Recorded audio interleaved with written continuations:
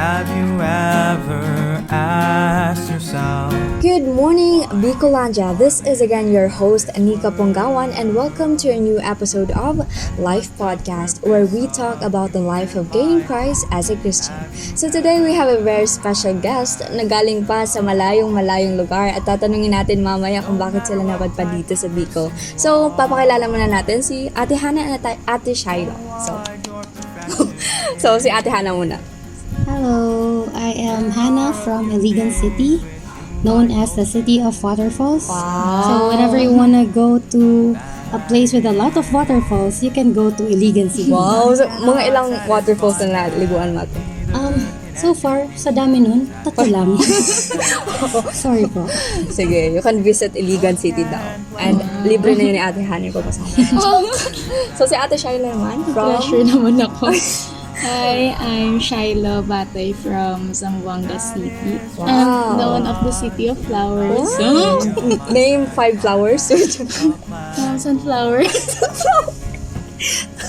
Oh, sige, nice. Well, fun fact lang, kaming tatlo po ay mga Bisayang dagko, Bisayang dako. So, kasi I'm actually from Davao City also. Napadpad lang din ako sa Bicol dito para mag-aral. Noong year 2024, naglipat ako sa Piodoran and then, 2024. Ay, 2020. Joke lang. 2022. Nag-grade job ako dun sa Piodoran and then first year, dito na ako sa Bicol University. So, bakit kayo nandito ngayon? Yung tanong, bakit kayo nandito ngayon? Actually, we are here in Bicol because we are actually trainees. Yeah, trainees that are assigned in Bicol. In Albay specifically. So, what are we here for? We are here to introduce you our main topic, di ba? Ano nga ba yung topic natin? It is the mystery of human life. So, grabe. Ano nga ba talaga ang hiwaga ng pantaong buhay? Yan. So, oo nga no, naisip mo na ba, or kayo, naisip nyo na ba kung Sa bakit ba, mga listeners natin dyan.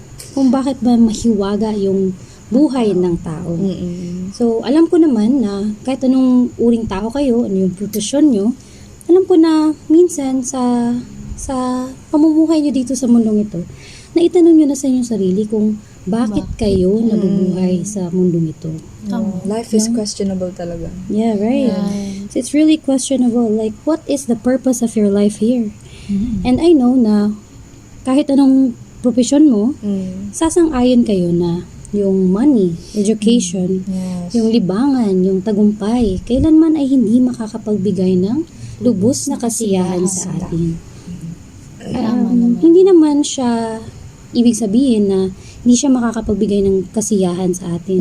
Kasi, kung meron tayong pera, kung we have attained high in our education, when we are really happy with our friends, with our family, or when we have attained something that is beyond, parang sobrang high na achievement, tagumpay.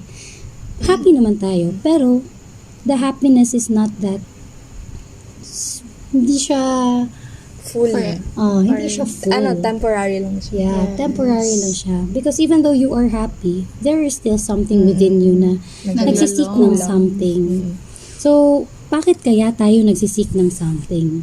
Kasi, a lot of us still doesn't realize na merong plano ang Diyos. And ang planong ito ay may malaking kaugnayan sa tao, sa atin. And ang planong ito ay ang planong ito ay tinatawag na ekonomiya ng Diyos. So, paano ba natin mababatid ang ekonomiya ng Diyos? Kailangan muna nating buksan ang ating mga puso at isipan upang malaman natin o mabatid natin ang ekonomiya ng Diyos. Okay? Kasi sa Bible, nagbigay ang Panginoon ng iilang susi upang malaman natin kung ano ba talaga yung ekonomiya niya. So, the very first thing that the Lord has given us, it can be seen in Genesis 1:26. Kasi sabi dito sa Genesis 1:26 na sinabi ng Diyos, lalangin natin ang tao sa ating larawan ayon sa ating wangis. So, dito makikita natin na ang paglalang ng Diyos sa tao ay naiiba mula sa kanyang paglalang ng lahat ng iba pang bagay. Kaya yung sinabi ni Charles Darwin sa Theory of Evolution, hindi yun totoo na tayo ay Galing sa unggoy.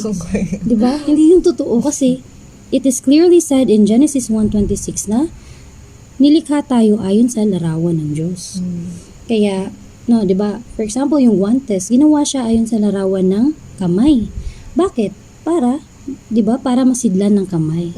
So in here makikita natin na yung reason pala kung bakit tayo ginawa ayon sa larawan ng Diyos is because gusto niya na maisilid sa atin. Kaya yung next na verse na nagsasaad na tayo ay mga sisidlan is makikita sa Romans 9:23. Sabi dito sa Romans 9:23 na ang Diyos upang maipakilala ang kayamanan ng kanyang kaluwalhatian sa mga sisidlan ng awa na kanyang inihanda ng una pa sa kaluwalhatian. Dito, makikita talaga natin na tayo ay mga sisidlan ng Diyos. So, ninanais ng Diyos na maging ating nilalaman. So, 'di ba? Alam naman natin, kita naman natin yung mga tumblers, 'di ba? Wala naman sigurong hindi nakakaalam na kung ano yung tumbler kasi everywhere we go, makikita natin yung mga estudyante, mga mapa-estudyante, mga teacher, mga working ones, they all have their own tumblers. So, 'di ba yung tumbler, ginawa siya upang masidlan ng kahit na anong likido na mainom. So, pwede naman natin siyang lagyan ng bato, buhangin, mga dahon, mga ganun. Pwede natin siyang gawing vase. Pero, hindi naman yun yung reason kung bakit siya ginawa. So, hindi na-fulfill yung purpose ng botelya. So, kagaya din sa atin. Kaya yung sinabi ko kanina, yung money education, yung libangan, yung tagumpay, hindi siya makakapagbigay ng lubos na kasiyahan sa atin. Kasi, hindi tayo ginawa para dun. Ginawa tayo para masidlan ng Diyos. Yeah, so since nabanggit mo ate na ginawa tayo hindi lang for the purpose na dito sa sanlibutan na kung ano yung ma-attain natin. Saan ba sisilid yung Diyos sa atin? Oo. Pinakita doon, yung question na yan, Mika, pinakita yan sa unang Thessalonians, 1 Thessalonians 5:23. Diba, na may tatlong bahagi ang tao. Body, soul, and the spirit. So, sabi dito na naway ang inyong espiritu at kaluluwa at katawan ay maingatang buo. Dito sa verse na to, it clearly shows to us na there are three distinct parts of man. So, yung tanong mo, God wants to enter into our spirit. So, He wants to enter this man's spirit. So, since, diba, na-read di ate na hindi tayo fully nasasatisfy sa mga bagay dito sa mundo because we are made to contain God in our spirit. So, diba, sa katawan, yung nakikita natin, binibihisan, pinapakain. Yung kaluluwa or ang soul, ito yung ating mental capacity, yung ating pag-iisip, decision, at emotion. Mind, emotion, will. And ang spirit, ito yung pinakamalalim na bahagi ng tao. Dito natin inuugnay ang mga bagay ng Diyos. Yes. So, when we pray, when we contact the Lord, we should exercise our spirit. So, ito yung buong nais ng Diyos, ang ekonomiya ng Diyos, God's economy, na nais niyang pumasok sa loob ng espiritu ng tao upang maging kanyang nilalaman at kanyang kasiyahan. Sa tayo ay hindi lamang nilikha upang magsilid ng pagkain sa ating tiyan o magsilid ng kaalaman sa iyong isipan. Bagkus tayo ay iginawa or nilalang upang masidlan ng Diyos ang ating espiritu. So, diba kung may problema tayo sa katawan natin, lumalapit tayo sa doktor in order for our sickness to be healed. Yes. And kung may problem naman tayo sa soul natin, yung kaluluwa natin which is our psychological aspect, di ba? Kung may psychiatrist or may psychologist na nakakatulong sa atin, di ba? Yes. But if we have a problem in our spirit, there is only one person na nakakagamot sa atin.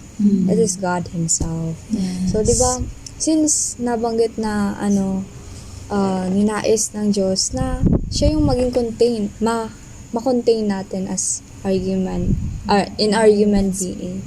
So, before siya makapasok sa atin, meron pa siyang mga process na dinaanan pala. 'Di ba aware tayo sa story ni Adam and Eve? 'Di ba nung time na nilagay sila ng Panginoon sa Garden of Eden. Yes. May dalawang puno. May dalawang puno doon. Yung isa, the tree of life, and then yung isa naman, the tree of knowledge of good and evil. So, yung unang utos ng Diyos sa kanila, kainin niya na lahat ng nakikita niyo dito, except sa isang puno na to, which is the tree of knowledge of good and evil. But then they failed. Kinain nila ito. That is why, di ba nahulog sila? And hindi lang sila yung nahulog. Pati rin lahat ng creation ng Panginoon, even tayong lahat ngayon na nabubuhay sa mundong to, we are all sinners or fallen sinners na natabunan na tayo or napahira na tayo ng kasalanan. That is why there is the need for man to have his or her salvation. Kaya yung Diyos gumawa ng kaparaanan, hindi ito hinayaan ng Diyos na mag-fail na lang yung tao, di ba? Tama. But God really love us. You can really see how great He is, di ba? Greatest Although love is for us. siya yung napakalaking Diyos, di ba?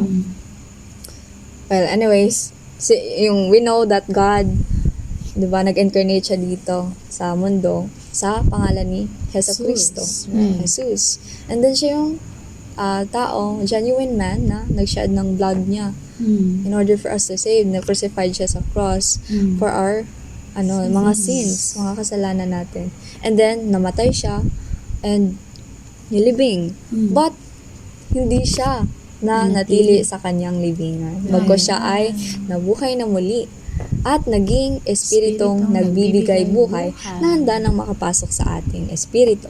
O, di ba? Alam natin na ang Diyos, napakadakila niya, mysterious or kumbaga, siya yung powerful man. But, isipin natin, paano kaya siya makapasok sa atin na maliliit na tao, makasalanan pa? But, in the Bible, di ba, yung unang yung pakasulat ng Bible in Greek, tinawag itong pneuma. Yung spirit. Spirit. Sa English, spirit. Kung sa Tagalog naman, hangin. So, ang Diyos natin ay naging malahangin ng espiritu. Na even sa pinakamaliit na butas, kaya niyang pasukin. Diba? Yun din, yung Diyos natin, handang-handa siya makapasok sa atin. Ngayon, ano lang ang kailangan natin gawin para matanggap natin ang buhay ng Panginoon? Sinabi dito sa Romans 10:9, kung iyong ipapahayag ng iyong bibig, Panginoong Jesus, at sasampalataya ka sa iyong puso, na ibinangon siya ng Diyos mula sa mga patay, ay maliligtas ka. So, di ba, may dalawang bagay lang na binanggit dito. Sumampalataya tayo at ipahayag natin sa ating bibig. So, ang pananampalataya natin without pagpapahayag, di ba, hindi siya kumbaga, hindi siya kumpleto. So, kailangan natin na manampalataya ng ating buong puso at magpahayag sa ating bibig. So, di ba, kung tatawagin ko si Ate Ana, na gamit lang yung isip ko, lilingon ba siya or lalapit pa siya sa akin? Hindi po talaga ako lilingon. Di ba? Siya mind reader. In order for her na lumapit sa akin, marinig yung pagtawag ko, kailangan ko ng boses. So, ganyan din yung pagtawag natin sa Panginoon. Hindi lalapit yung Panginoon sa atin na gamit lang yung utak natin, gamit lang yung isip natin, tawagin natin siya. But, we need to bigasin yung pangalan ng Panginoon. So, ano ba ang dapat natin ipahayag? Ito ay ang pangalan ng Panginoon natin, Panginoong Jesus. So, di ba mga listeners natin dyan, ay kung nakikinig pa kayo, sana nakinig pa kayo, inaanyayahan po namin kayo na tumawag sa Panginoong Jesus. Kahit 3 beses lang po, sabay-sabay tayo. Panginoong Jesus. Panginoong Jesus. Panginoong Jesus. So, diba, yung pagtawag natin, wala namang nangyari. Hindi naman pumutok yung mayon, hindi naman biglang umulan. But, inwardly, merong napakaganda at napakalaking nangyari nangyari. Right. Ito ay ang espiritu ng Diyos at ay nakapasok na sa ating espiritu. Amen. Wow, so grabe pala yung tao, no? Na hindi lang siya simple human being, merely Hindi human na tayo being. ng buhay dito na mag-aral, trabaho, mamatay. Unlike sa ibang ginawa ng Panginoon, di ba, may plans, merong mga ibang bagay. Pero tayong mga tao, napaka-unique na ginawa ng Panginoon. We are special kasi nais niya pumasok sa atin. Yes. So, yun. Mukhang ang bilis lang ng oras. So, talakayan natin this morning, di ba? Nabutan na tayo ng oras talaga. And I guess it's time to say goodbye. And thank you for all the listeners today. And sana po ay patuloy niyong suportahan ang ating live podcast. And you can also follow us on our Facebook, Instagram, and Twitter account to stay connected and updated sa ating mga next episode. So, wow. Thank you so much mga ate sa pag-render niyo ng time niyo. Though, busy kayo. Bye po! Bye-bye!